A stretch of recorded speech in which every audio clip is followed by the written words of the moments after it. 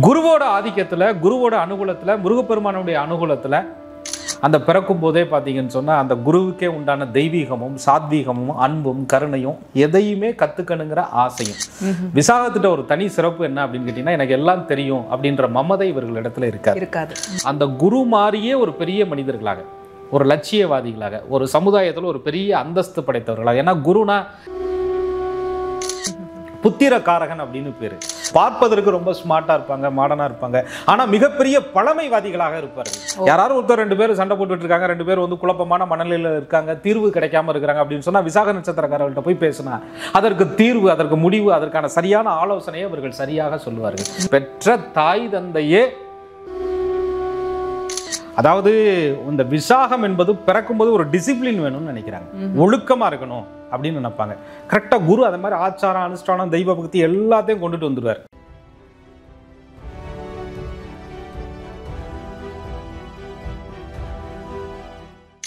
அன்பான நேயர்களுக்கு வணக்கம். தொடர்ச்சியாக நம்ம சேனல்ல வந்து நட்சத்திர சீரிஸ் பார்த்துட்டு இருக்கோம் இல்லையா? இந்த எபிசோட்ல விசாக நட்சத்திரத்தினுடைய பிறப்பின் ரகசியம், இவங்களுடைய குணாதிசயங்களை நம்ம தெரிஞ்சுக்க போறோம். புலிப்பாணி சித்தர் வழி ஜோதிடர் திரு கோகுலக்கண்ணன் இவருடைய கணிப்புல விசாக நட்சத்திரத்துல பிறந்தவங்களுடைய பிறப்பின் ரகசியத்தையும் இவங்களுடைய குணாதிசயங்களையும் அவருடைய பாணியிலே நம்ம கேட்டு தெரிஞ்சுக்கலாம். வாங்க. வணக்கம் சார். வணக்கம். குரு வாழ்க, குருவே துணை.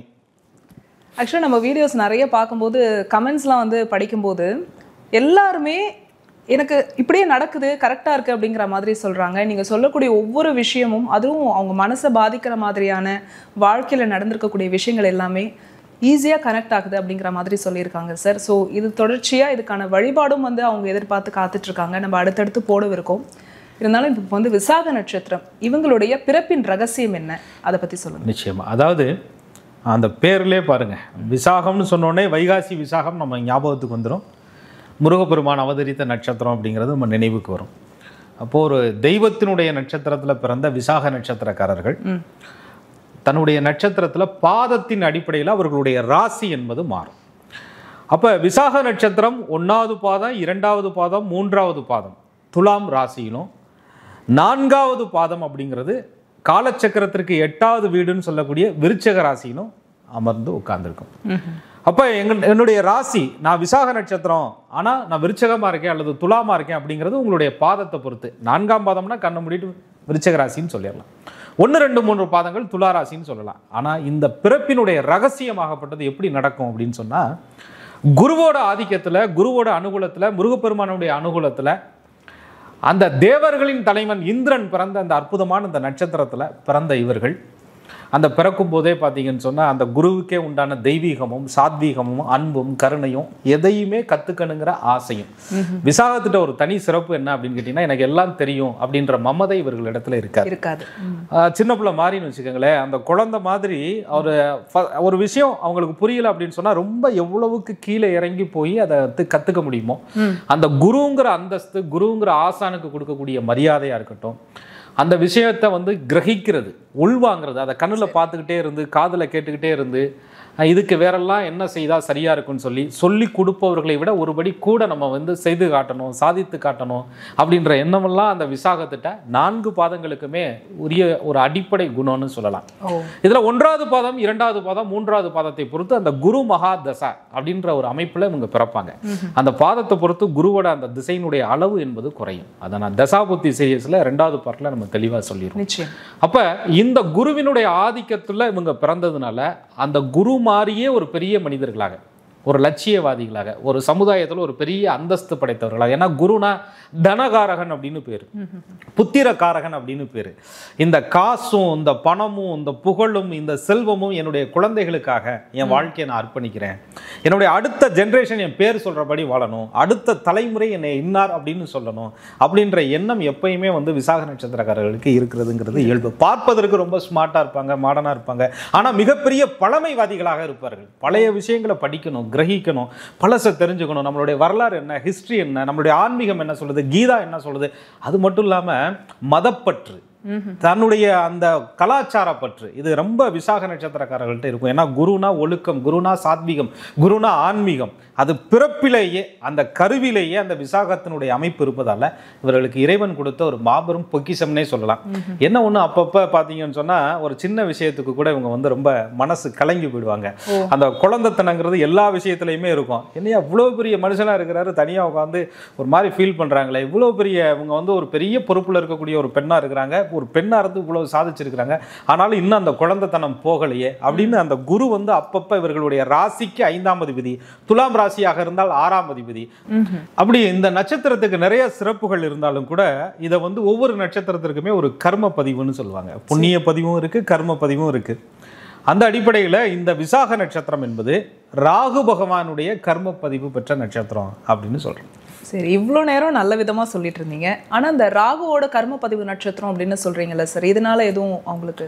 ராகுவோட கர்ம பதிவு நட்சத்திரங்கிறதே ஒரு சிறப்பா நான் எடுத்துக்கிறேன். இதுல எப்படின்னு கேட்டீங்கன்னா, இன்னைக்கு உள்ள கலியுகத்துல வந்து அந்நிய பாஷைகள், தன் மொழி மற்றும் பத்தாது, பிற பாஷைகள்லாம் பேசணும், கடல் கடந்து போகணும், எந்த எல்லை வரையும் போய் அந்த ஊருக்கு தகுந்த மாதிரி அடாப்ட் ஆகி அங்கே உள்ள லாங்குவேஜ் மக்கள் அந்த இடத்தோட ஒத்து போறது, இது அந்த கலாச்சாரத்தோட இணைந்து வாழ்வது, என் ஊர்ல மட்டும்தான் நான் இருப்பேன் அப்படின்னு ஃபீல் பண்ணாம அந்த இடத்துக்கு தகுந்த மாதிரி தன்னை தக்க வச்சு சாதித்து வாழ்வது, இதெல்லாமே வந்து அந்த ராகுவோட கர்மப்பதிவு இருக்கிறதுனால இவர்களுக்கு இயல்பாகவே அந்த பிறமொழி பாடங்கள், அந்நிய பாஷைகளை கத்துக்கிறது, அவங்களோட நட்பா இருக்கிறது. ஒரு விசாக நட்சத்திரக்காரர்கள் ஒருத்தர் பிறந்திருக்காங்கன்னா அவங்க வீட்டுக்கு பக்கத்துல கண்டிப்பா வேற்றுமொழி பேசக்கூடிய ஒரு நபர்கள், அது ஒரு ஹிந்தியோ, ஒரு மலையாளியோ, ஒரு மராட்டியோ, ஒரு குஜராத்தியோ, யாரோ ஒருத்தர் அவர்களுக்கு ஒரு இணக்கமான ஒரு நட்பாக, படிக்கிற காலத்துல இருந்தே அவர்களுக்கு வேற்று மதத்தவர்கள் நட்பாக, இதெல்லாமே அவர்களுக்கு இயல்பாகவே அமைந்துரும். அதனாலதான் அந்த விசாக நட்சத்திரத்தை என்ன சொல்லுவோம் அப்படின்னா இணைப்பு நட்சத்திரம், இணைவு நட்சத்திரம் அப்படின்னு சொல்லுவோம். யாராவது ஒருத்தர் 2 பேர் சண்டை போட்டுட்டு இருக்காங்க, 2 பேர் வந்து குழப்பமான மனநிலையில இருக்காங்க, தீர்வு கிடைக்காம இருக்கிறாங்க அப்படின்னு சொன்னா விசாக நட்சத்திரக்காரர்கள்ட்ட போய் பேசினா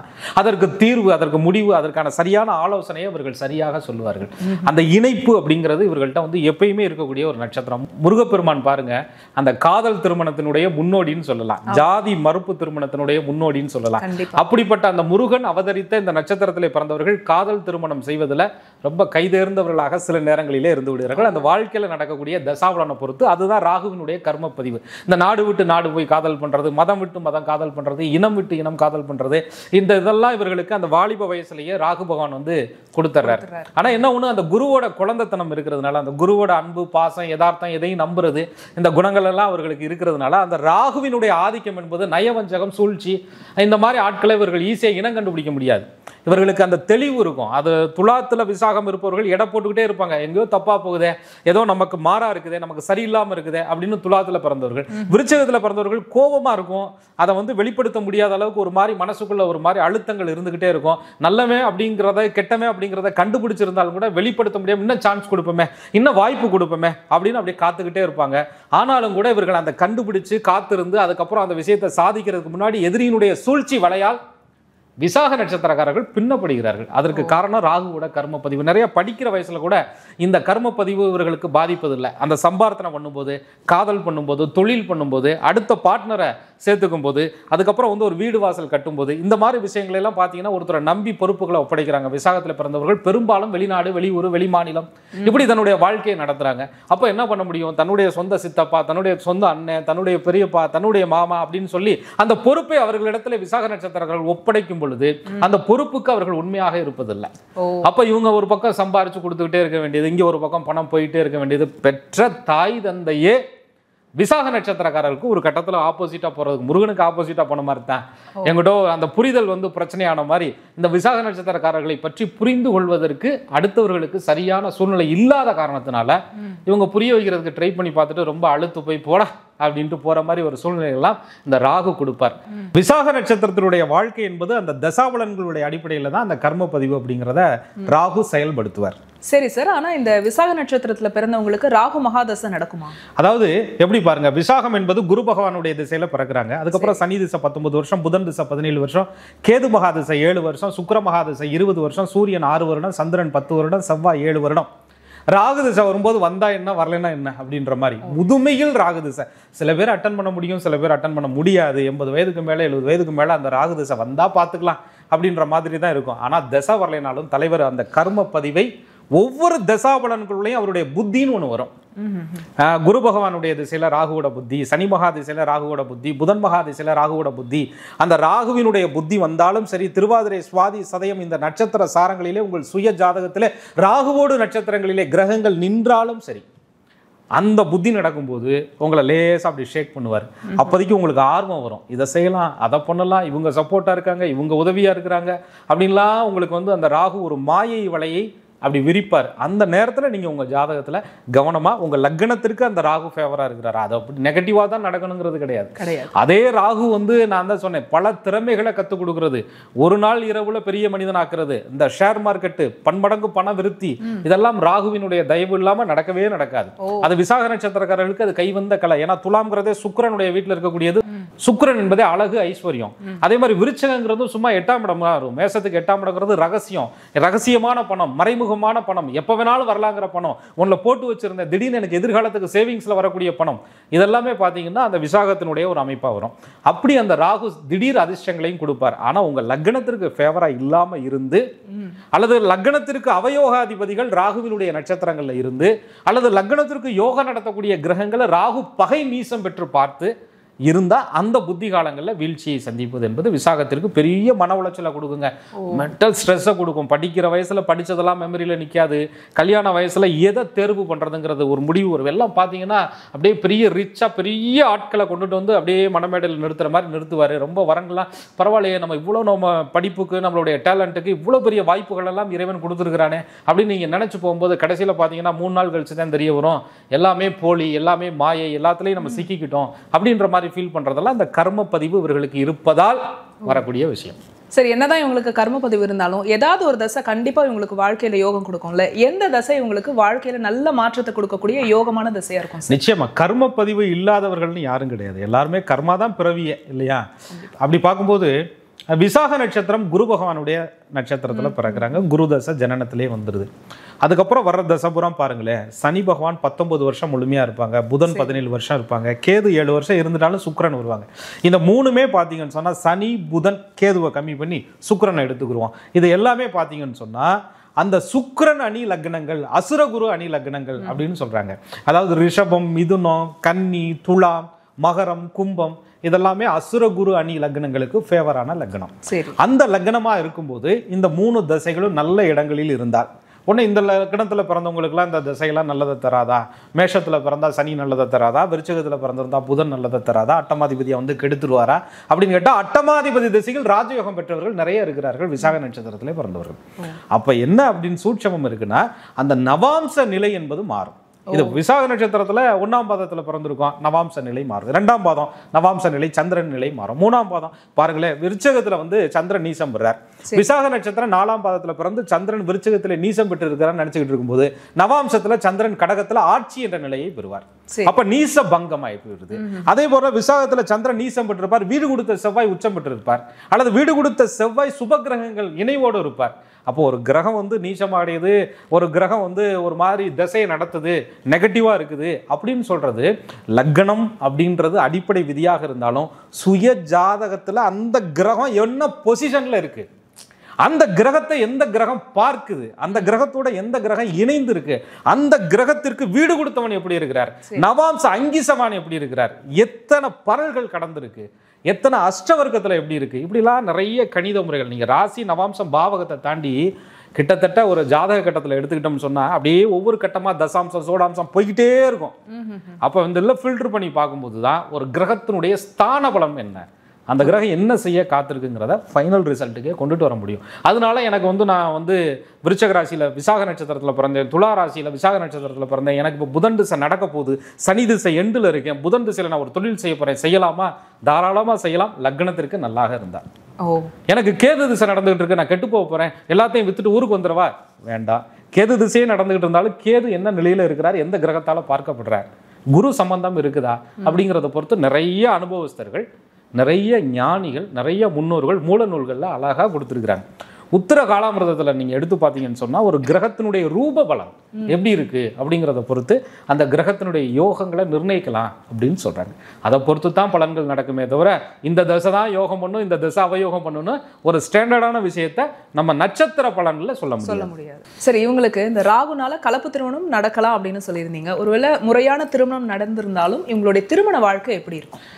முறையாக நடந்ததும் கலப்பு திருமணம் மாதிரி தாங்க இருக்குது அப்படின்ற மாதிரி அப்பப்போ ஒய்ஃபுங்கிறது ஒய்ஃபை மாதிரி சிக்னல் வருது போகுது அப்படின்ற மாதிரி தான் நிறையா விசாக நட்சத்திரக்காரர்கள் என்கிட்ட புலம்புல தான் நான் கேள்விப்பட்டிருக்கேன். அதே மாதிரி பெண்களுமே அதே மாதிரி தான், இதை அப்படியே மாற்றி போட்டுக்குங்க அப்படின்ற மாதிரி தான் பெண்களுக்கும். என்ன காரணம் அப்படின்னு கேட்டிங்கன்னா, அதாவது இந்த விசாகம் என்பது பிறக்கும்போது ஒரு டிசிப்ளின் வேணும்னு நினைக்கிறாங்க, ஒழுக்கமாக இருக்கணும் அப்படின்னு நினைப்பாங்க. கரெக்டாக குரு அதே மாதிரி ஆச்சாரம் அனுஷ்டானம் தெய்வ பக்தி எல்லாத்தையும் கொண்டுட்டு வந்துடுவார். அதுக்கப்புறம் வந்து சனி திசைன்னு ஒரு தசை வரும். என்னத்தடா இவ்வளோ பயபக்தியாக இருந்து இவ்வளோ பார்த்து பண்ணி வாழ்க்கைங்கிறது இப்படி போயிட்டு இருக்கேன் அப்படின்ற மாதிரி ஒரு அழுத்தம் வரும் சனி திசையில். அப்போ தான் இவங்க வந்து டைவெர்ட் ஆகி அந்த குழந்தைத்தனம், அந்த அன்பு பாசத்துக்காக ஏங்குறது, அந்த கல்யாணம் முடித்தவங்க கல்யாணம் முடிச்சதுக்கப்புறம் அவங்க பார்த்தீங்கன்னா பெரிய பெண்களாக இருந்தால் நகை நட்டு புடவைக்கு ஆசைப்பட்டு கேள்விப்பட்டிருப்பீங்க. ஆனால் விசாக நட்சத்திரத்தில் பிறந்த பெண்கள் பாசத்திற்காக கட்டுப்பட்டு சாப்பிட்டியான்னு கேட்கணும், அந்த ஒரு எல்லாத்துலேயும் அந்த குழந்தைத்தனம் இருக்கும். மாத்திரை எடுத்துக்கிட்டீங்களான்னு கேட்கணும், எல்லாமே கேட்டுக்கிட்டே இருக்கணும் அப்படின்ற மாதிரி ஒரு எதிர்பார்ப்பு அவர்களிடத்துல இருக்கும். ஆண்களாக இருந்தாலும் கூட ஒரு நாளைக்கு 10 தரையாவது டிஸ்டர்பாக இருக்குன்னு நினச்சா கூட 10 தரையாவது ஃபோன் பண்ணி அவங்கள்ட்ட பேசணும், என்ன பண்ணுறீங்க எப்படி இருக்கீங்க அப்படின்ற ஒரு எதிர்பார்ப்பு பாசத்திற்கு விசாக நட்சத்திரக்காரர்கள் எப்பயுமே, அது பாசம் கூட சொல்ல முடியாது, ஒரு எதிர்பார்ப்பு அக்கறை அப்படின்னு எடுத்துக்கலாம். அதற்கு வந்து ரொம்ப பெயர் பெற்றவர்கள் விசாக நட்சத்திரக்காரர்கள். அவர்களும் அதே மாதிரி நண்பர்களிடத்துல எல்லார் இடத்துலையுமே அப்படி நடந்துக்குருவாங்க. ஒரு நட்பு அப்படின்ற விஷயம் வந்துட்டா பல நாள் கடந்த நட்பை கூட ஞாபகம் வைத்திருந்து அதுக்கு ஒரு வாழ்த்து தெரிவிக்கிறது, அந்த பிறந்த தேதியை கரெக்டாக நினைவுக்கு வைத்திருந்து அவர்களுக்கு பரிசு கொடுப்பது, இதெல்லாமே அந்த சர்ப்ரைஸ் கொடுப்பதுங்கிறது அந்த விசாகத்திற்கு எப்பயுமே பிடிக்கும். அதுலேயும் துலாத்தில் 3 பாதங்கள் இருக்கிறதுனால அதிகமாக விசாக நட்சத்திரத்தை ஆளுமை செலுத்துவர். இது குருவோட நட்சத்திரமாக இருந்தாலும் கூட சுக்கிரன் ஆளுமை செலுத்துறதுனால அழகுக்கும் ஐஸ்வர்யத்திற்கும் ரொம்ப முக்கியத்துவம் கொடுப்பாங்க. டிசிப்ளின் அதெல்லாமே இவர்களுக்கு இருக்கணும். இதற்கு எதிராக ஒரு வாழ்க்கையை அமைந்துட்டா இவர்களால் வாழ தெரியாது அப்படின்னு சொல்லுவாங்க. ரொம்ப ஃபீல் பண்ணி ரொம்ப கவலைப்பட்டு தன்னைத்தானே சிதைத்துக் கொள்வது, சாப்பிடாமல் இருக்கிறது, ஒரு மாதிரி தன்னுடைய உடம்பை ஸ்பாயில் பண்ணிக்கிட்டு கவலைப்படுறது, எதுக்கடா கவலைப்படுறேன்னு கேட்டால் யார்ட்டையும் சொல்லாமல் இருக்கிறது, எடை போட்டு பார்த்துக்கிட்டே இருக்கிறது, நான் என்ன தப்பு பண்ணினேன்னு நினைக்கிறது, தன் மேலேயே குற்றத்தை பழி சொல்லி தான் மேலே குற்றம் இருக்குமோ, நான் தான் தப்பு பண்ணிட்டனோ அப்படின்லாம் யோசிக்கிறது, இதெல்லாம் விசாகத்தினுடைய அந்த ஒரு கல்யாண வாழ்க்கையில் வரக்கூடிய ஒரு கசப்பு அப்படின்னு சொல்லலாம். ஸோ அந்த கல்யாண நேரத்தில் நடக்கக்கூடிய அந்த சனி திசை, அதற்கு பிறகு நடக்கக்கூடிய புதன் திசை, இந்த ரெண்டுக்கும் இடையில உங்கள் வாழ்க்கையில் என்ன புத்தி நடக்குதுன்னு பார்த்துக்கோங்க. இப்போ சனியில் அட்லீஸ்ட் உங்களுக்கு ராகு புத்தி நடக்குது அல்லது புதனில் வந்து ஒரு கேது புத்தி நடக்குது அப்படிங்கிற நேரத்துல எல்லாம் ஒரு குழப்பங்கள் வரும். அந்த நேரத்தில் பிரிஞ்சே போயிடலாம், விவாகரத்து பண்ணிடலாம் அப்படின்ற மாதிரிலாம் இருக்கும். இதை நான் வந்து அதனால தான் இது பிறப்பினுடைய ரகசியங்கிறதுனால இதை நான் டச் பண்ணிட்டு விட்டுருக்கேன். இதை தசாபலன் பலன்களில் டீட்டெயிலாக சொல்கிறேன். சனியில் என்ன புத்தி, புதனில் என்ன தசா புத்தி, இதெல்லாம் ஒரு நட்சத்திரத்துக்கு எடுத்துட்டோம்னா 5 வாலியும் போடலாம்.